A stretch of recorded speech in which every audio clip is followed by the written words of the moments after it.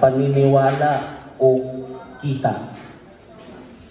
Saan ka doon at bakit? Okay, paniniwala or kita, principle or money or profit? In other words, okay. I think I will choose money. Okay? Not because I am not a principled person, but also because money is one of my principles. And what is that principle?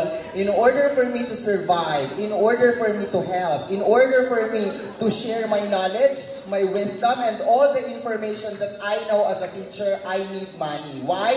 Because money serves as an investment. We should never ever view money as something that deteriorates our personality or our humanity.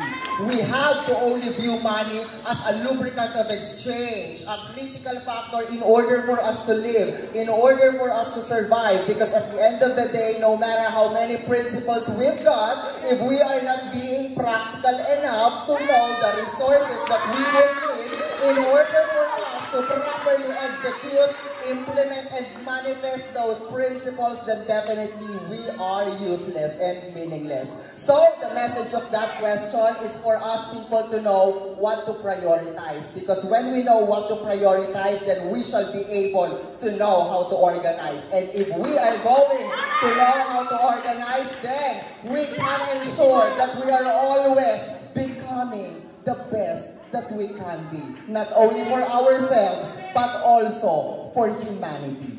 Thank you.